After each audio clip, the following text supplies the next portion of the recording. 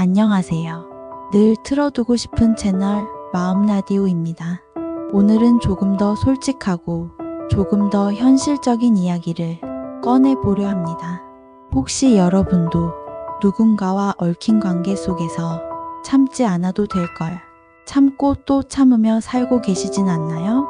가족이라는 이유 하나만으로 혹은 장남, 장녀라는 타이틀 하나로 내 삶을 깎아먹으며 어쩔 수 없이 지고 가야 하는 그런 무게 말이에요. 오늘 이야기는 바로 그런 무게에 대한 이야기입니다. 듣다 보면 이거 우리 얘기 아닌가 하고 마음 한 구석이 조용히 저릿해지실 수도 있을 거예요. 저희 남편은 장남입니다. 그리고 그 아래로 남동생 2, 여동생 3, 형제가 모두 6이에요. 처음 시집 올 때만 해도 그렇게 형제가 많은 게 오히려 든든했습니다. 무슨 일이 생겨도 같이 의논할 식구들이 많으니 외롭지는 않겠다 싶었죠. 그런데 살아보니 그게 아니더라고요. 식구가 많은 만큼 서로가 서로를 더 의지하고 서로 조금씩이라도 부담을 나눌 줄 알았는데 현실은 그 모든 부담이 오롯이 저희 남편 그리고 저에게로만 쏠리고 있었습니다. 한 번은 저희에게 아예 대놓고 이렇게 말했어요. 형님, 형수님, 우리도 각자 집 사느라 애들 키우느라 빠듯해서 그래요. 어머니만큼은 형님이 좀 알아서 하셔야지. 저는 그때 목이 탁 막히더라고요. 아니, 저희도 집 사고 애들 키우느라 숨 돌릴 틈 없이 살았거든요. 근데 그 얘길 형제들 입에서 그렇게 쉽게 꺼내는데 솔직히 서러웠습니다. 그리고 집에 돌아오는 길 남편은 운전대만 꾹 잡은 채 끝까지 한마디도 안 하더라고요. 남편도 제 눈치가 조금은 보는 거겠지요. 저는 속이 터질 것 같았어요. 사실 저희 집에서 남편의 남동생과 여동생이 시집 장가 가기 전까지 저희 집에서 데리고 살았습니다.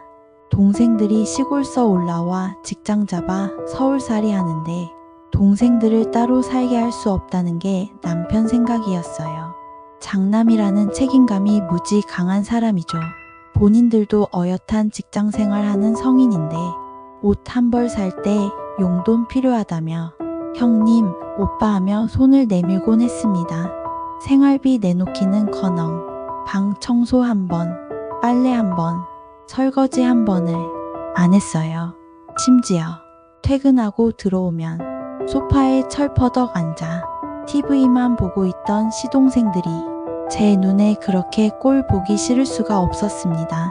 나는 그 옆에서 종일 허리 휘게 살림 돌리고 있었는데 어린 애들의 시동생들까지 아이 넷을 키우는 상황이었죠. 그래, 뭐 아직 애들이니까 조만간 시집 장가 가면 다 알아서 하겠지. 그렇게 참고 넘겼죠. 결국 제가 혼수야 예단이야. 시집 장가 준비까지 해서 독립시켰습니다. 그런데 더 웃긴 게 뭔지 아세요? 이 시동생들이 형의 도움을 받아 시집 장가를 가고 집을 사고 아이를 낳고도 세월이 흘러 더 어른이 되었으면 그동안 받기만 한 형님한테 고마워할 줄 알았어요. 그런데 여전히 시어머니 문제만 나오면 형님, 어머니는 장남이 모셔야죠. 이 소리를 서슴없이 한다는 겁니다. 어느 해에는 시어머니가 종종 혈압이 오르신다고 해서 입원하신 적이 있었어요. 그때 큰 병원비가 한 번에 나갔죠. 그런데 형제들이 모여 의논하면서 시동생이 그러더라고요. 형님, 이번에 목돈 좀 들어가도 형님이 장남 아니십니까? 우리가 무슨 형편이 되겠습니까? 그 얘기 듣는데 저는 속에서 뭐가 끓어올라 숨이 막힐 것 같았습니다. 평생 가족 식사 때면 밥 한 번 산 적 없던 시댁 식구들 식당에 들어서면 메뉴판을 열심히 보며 다 먹지도 못할 정도로 음식과 술을 잔뜩 시켜 음식 포장해오는 일은 다반사. 당연히 큰형이 계산하니 자기들 돈이 아니라는 생각에 아까운 생각 없이 물 쓰듯 돈을 씁니다. 남편은 그런 동생들 앞에서 늘 허허하고 웃기만 합니다. 이 사람은 이게 당연한 사람이라 저만 속이 탑니다. 차마 화를 내지 못해요. 그저 밤에 불 꺼진 방에서 혼자 가만히 앉아 있으면 가슴 속에서 무언가 조용히 아프게 욱신거립니다. 시어머니께서는 지금도 건강히 잘 다니십니다. 동네 친구들과 시장 구경도 가시고 가끔은 카페에 모여 수다도 떨고 오시더라고요. 그런데도 네가 모시기 싫으면 요양병원 보내라. 대신 비용은 니들이 다 부담해야 한다.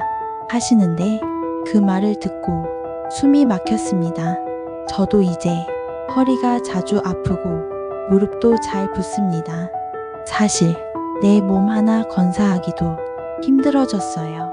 그런데 저보다 더 정정하신 시어머니를 이제 와서 우리 집에 모시고 살라니, 혹은 요양병원에 보내고 그 비용을 우리 부부가 모두 내라니, 형제들이 조금씩만 나눠서 부담해도 이렇게 숨이 막히진 않을 텐데, 그래도 남편 생각하면 화를 제대로 못 냅니다. 밤에 남편이 잠든 얼굴을 가만히 보면 나보다 더 깊게 패인 이마 주름이 괜히 서글퍼집니다. 그러다 혼자 속으로 다짐합니다. 그래도 이 사람 하나 보고 내가 산 건데 같이 늙어가는 이 사람 내가 그래도 붙잡아 줘야지. 그리고 더 열심히 내 몸을 챙깁니다. 요즘은 가까운 동네를 하루에 한두 바퀴라도 꼭 돌려고 합니다.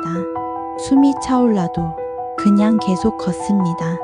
그러면 땀방울이 흐르면서 답답했던 마음도 조금은 씻기는 것 같거든요. 또 주말이면 어렵사리 피아노 덮개를 열고 살포시 건반 위에 손을 얹습니다. 그래, 아직은 내가 좋아하는 거 할 수 있잖아. 짧게라도 그 순간에 집중하면 조금 더 살아있는 것 같아서요. 그리고 숨이 좀 쉬어지는 것 같아서요. 여러분은 어떠세요? 혹시 당신 마음속에도 가족이라는 이름으로 참고 또 참고 있는 무게가 있나요? 장남, 장녀라는 이유로 당연히 져야 하는 책임처럼 떠안고 계신 건 아니세요? 댓글에 살짝 남겨주세요. 저도 비슷한 상황이에요. 저도 사실 많이 참고 살아요. 이렇게 짧게라도 괜찮습니다. 제가 조심스럽게 꺼내 읽고 같이 마음 아파드리게요. 오늘도 이렇게 긴 이야기 끝까지 들어주셔서 정말 감사합니다. 좋아요와 구독도 살짝 눌러주시고요. 우리 다음 이야기에서 또 만나요. 늘 틀어두고 싶은 채널 마음라디오였습니다.